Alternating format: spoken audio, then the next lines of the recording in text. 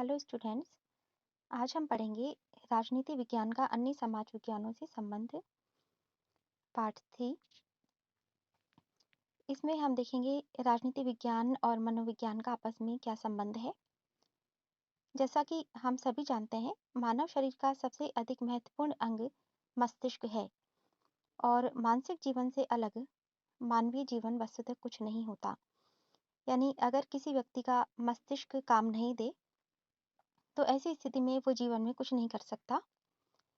मनोविज्ञान जीवन के इस महत्वपूर्ण अंग का अध्ययन करता है। इसमें विचार, भावनाएं, स्मृतियां, प्रवृत्तियां, कल्पनाएं आदि सभी बातें सम्मिलित हैं, जिनके आधार पर व्यक्ति क्रियाशील होता है।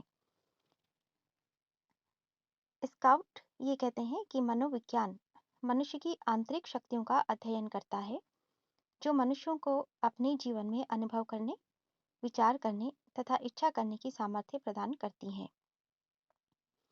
तो इस प्रकार मनोविज्ञान वो विज्ञान है जो मनुष्य के अंतरतम में झांकता है और ये देखता है कि कौन सी शक्तियां हैं जिनके कारण मनुष्य अपने जीवन में अनुभव करता है, सोच विचार करता है या अपनी कोई इच्छा करता है।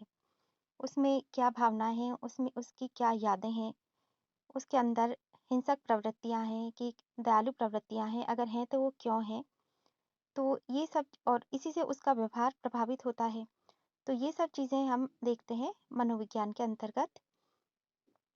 अब मनोविज्ञान का राजनीति विज्ञान से क्या संबंध है, तो हम देखते हैं राजनीति पर मनोविज्ञान का काफी प्रभाव होता है, क्योंकि राज्य का निर्माण तो व्यक्तियों से ही होता है और व्यक्तियों के जो भी कार्य हैं, चाहे वो राजनीतिक कार्य हो या आर्थिक कार्य हो या धार्मिक कार्य हो, उनके जितने भी कार्य हैं, जैसे वो कोई सा भी कार्य करें, जैसे कृषि संबंधी कार्य करें, तो उनकी जो भी कार्य हैं उनकी मानसिक गतिविधियों से प्रेरित होते हैं। यानी हम जब कोई कार्य करते हैं तो सबसे पहले अपने दिमाग से सोचते हैं कि हमें ये कार्य करना है। और राजनीति मनोविज्ञान पर इस तरह निर्भर है कि अगर हम देखें कि व्यवहार के अंतर्गत कि राजनीतिक क्षेत्र में केवल वही व्यक्ति सफलता प्राप्त कर सके हैं जिन्होंने अपने देशवासियों के मन मस्तिष्क को अच्छी तरह समझ लिया था।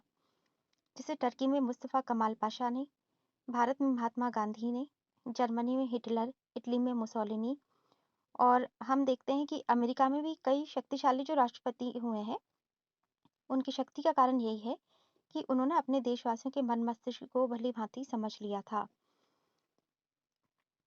और उनके आधार पर अपना राज्य या अपना शासन चलाया था। अब हम देखते हैं कि क्रांति से सुरक्षा के लिए भी मनोवैज्ञानिक ज्ञान अत्यंत आवश्यक है। यदि राजनीतिज्ञ मनोविज्ञान का उचित रूप से प्रयोग करें तो क्रांति जैसी अनेक विपत्तियों से स्वयं को सुरक्षित रख सकते हैं। ये कहा जाता है कि फ्रांस के बोहरबोन शासक लुई 16वें को मनोविज्ञान का थोड़ा सा भी ज्ञान होता तो फ्रांस की राज्य क्रांति जैसा भयानक विप्लव नहीं हो सकता था। और इसी तरह बैचार ने कहा है कि ब्रिटेन के शासन की सफलता का आधार है उसका ब्रिटिश निवासियों के स्वभाव के अनुकूल होना। तो कोई भी शासक जब शासन करता है, चाहे वो अधिनायक तंत्र हो या फिर वो लोकतंत्र भी क्यों ना हो, अगर लोकतंत्र में भी शासक मनमाना शासन करते हैं या जनता की इच्छाओं को पूरा नहीं करते हैं या उनके व्यवहार के विपरीत आचरण करते हैं, तो वो वहां पर विद्रोह या क्रांति जैसी घटनाएं हो सकती हैं। इसलिए जो समझदार शासक होते हैं वो ध्यान रखते हैं कि जनता की क्या आवश्यकताएं हैं और उनको किस तरह से उनको संतुष्ट किया जाए।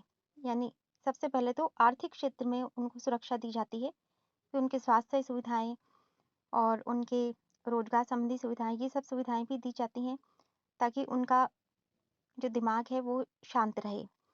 तो उनके मनोविज्ञान को जान करके ही ये सब काम किए जाते हैं। राजनीतिक क्षेत्र में मनोवैज्ञानिक पद्धति का उपयोग काफी मतलब बढ़ता जा रहा है। बैजहॉट, ग्राहम बालास, मैकडूगल, एमिल टार्डे, दुर्खीम, लीबॉन आदि विचारकों का ये विचार है कि राजनीति को मन के सापेक्ष में समझा जाना चाहिए। गार्नर ने ये कहा है कि सरकार को स्थिर और यथार्थ में अगर लोकप्रिय होना है तो अपने अधीन व्यक्तियों के मानसिक विचारों को अभिव्यक्त करना चाहिए। यदि हम ये देखते हैं कि राज्य के अंतर्गत जो आंदोलन होते हैं, दंगे होते हैं, लोकमत होते हैं, उनको जानने के लिए भी मनोविज्ञान का ही सहारा हमें लेना पड़ता है। और कि जनता के मन में क्या है, जनता के अचेतन मन में क्या चल रहा है। इसके आधार पर ही राजनीति शास्त्री आगामी चुनाव के संबंध में भी पूर्वानुमान लगा सकते हैं। जनता के राजनीतिक आचरण का अध्ययन करने से ही यह अनुमान लगाया जा सकता है कि कोई किसी विधि की प्रतिक्रिया जनता पर क्या होगी। यानी कि अगर कोई कानून बनाए सरकार, तो उसकी जनता पर क्या प्रतिक्रिया होगी। और मान लो देश में कोई दंगे हो रहे हैं, आंदोलन हो रहे हैं, तो उन सबको जानने के लिए भी मनोविज्ञान का ही सहारा लेना पड़ता है। जैसे आजकल कई देशों में काले गोरे का भेद है, तो हमने देखा है कि वो क्योंकि कई सालों तक उनको दबाया गया है, या कई कुछ देशों में जैसे जाति या धर्म के संबंध में भेदभाव हैं, मतलब बहुत ज़्यादा अंतर है। तो ऐसी स्थिति में वहाँ की सरकार को बहुत ध्यान से कोई भी कानून बनाना पड़ता है। और या बहुत ये ध्यान रखना पड़ता है कि जो दबे हुए लोग हैं उनका और ज़्यादा शोषण नहीं हो, क्योंकि आग भड़कने में बिल्कुल देर नहीं लगती। इसीलिए हर शासक को मनोविज्ञान का सहारा लेना पड़ता है। अब बैचार ने ये कहा है कि बैचार ने ब्रिटिश संविधान को मनोवैज्ञानिक पृष्ठभूमि में ही अध्ययन करके प्रस्तुत किया था। और बार्कर का ये कथन भी सत्य साबित हो रहा है कि मानव समस्याओं की पहेली सुलझाने में मनोविज्ञान का प्रयोग एक फैशन हो गया है। अब हम देखते हैं कि राजनीति विज्ञान जो है उसने भी मनोविज्ञान को काफ़ी कुछ दिया है। एक तो उसको सामग्री प्रदान की है उसने, क्योंकि मनोविज्ञान जब राजनीतिक तथ्यों का अध्ययन करता है तो वो मानसिक अवस्थाओं के प्रसंग में उनका विश्लेषण करता है। राजनीति जन मनोविज्ञान को प्रभावित भी करती है, क्योंकि एक देश में शासन व्यवस्था का जो रूप और सरकार का जो संगठन होता है उसका व्यक्तियों के सोचने, विचारने और व्यवहार के ढंग पर प्रभाव पड़ता है।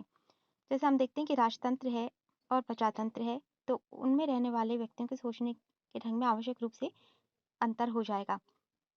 जो अधिनायक तंत्र है उसमें व्यक्तियों के सोचने, समझने का, विचार करने का ढंग अलग हो जाएगा।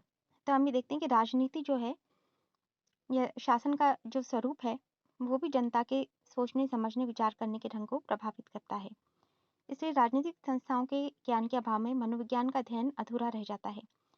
इसके बाद हम देखते हैं कि राजनीति विज्ञान और मनोविज्ञान में अंतर क्या है। एक अंतर तो हम देखते हैं कि अध्ययन अध्ययन क्षेत्र की दृष्टि से अंतर है कि मनोविज्ञान तो सभी व्यक्तियों की मानसिक क्रियाओं का अध्ययन करता है, चाहे उनका संबंध आर्थिक, धार्मिक, सामाजिक, राजनीतिक किसी भी क्षेत्र से क्यों ना हो। यानी कि उन्होंने अगर धार्मिक क्षेत्र में कोई क्रिया की है तो उस उनके मन में क्या चल रहा होगा, आर्थिक क्षेत्र में कुछ किया है तो उनके मन में क्या चल रहा होगा। तो इस प्रकार वो सब क्षेत्रों से संबंधित है, जबकि राजनीति विज्ञान मनुष्यों की केवल राजनीतिक क्रियाओं का ही अध्ययन करता है और विशेष रूप से उसके चेतन जो क्रियाएं हैं, जो व्यवहार में वो मनुष्य कर रहा है, केवल उसी का अध्ययन करता है। प्रकृति की दृष्टि से देखें तो मनोविज्ञान मानव व्यवहार और स्वभाव की यथार्थ स्थिति से संबंध रखता है कि भाई मनुष्य वास्तव में उसका व्यवहार और स्वभाव कैसा है। वो मूल्यों और आदर्शों से संबंध नहीं रखता। मतलब वो ये संबंध नहीं रखता कि मनुष्य को अभी ऐसा करना चाहिए था या इस वक्त उसको ऐसा करना चाहिए था। यानी अगर मनुष्य में दया, क्षमा और इस तरह की कोई प्रवृत्ति नहीं है तो मनोविज्ञान केवल उसी का अध्ययन करेगा कि मनुष्य क्रूर है या हिंसक है या स्वार्थी है या लोभी है। तो मनोविज्ञान उसके यथार्थ का ही अध्ययन करेगा और वो चाहिए इसका अध्ययन नहीं करेगा। जबकि राजनीति विज्ञान इस बात का भी अध्ययन करता है कि राजनीति में या राज्य में क्या होना चाहिए। इसके बाद हम देखते हैं कि राजनीति विज्ञान और दर्शन शास्त्र को अगर हम देखें तो हम देखते हैं कि दर्शन शास्त्र जीवन और जगत की प्रकृति तथा उसके मूल मानव की खोज से संबंधित शास्त्र है। दर्शन शास्त्र उन सिद्धांतों का अध्ययन करता है जिनका प्रतिपादन सृष्टि, जीवन और जगत के संबंध में किया गया है। यानी कि दर्शन शास्त्र एक ऐसा शास्त्र है जो ये देखता है कि सृष्टि किस तरह बनी होगी, ब्रह्मांड किस तरह बना होगा और ये जो जगत उत्पन्न हुआ ये कैसे उत्पन्न हुआ होगा। तो वो इन सिद्धांतों का अध्ययन करता है। अब एक तो हम देखते हैं कि इन दोनों में क्या समानता है।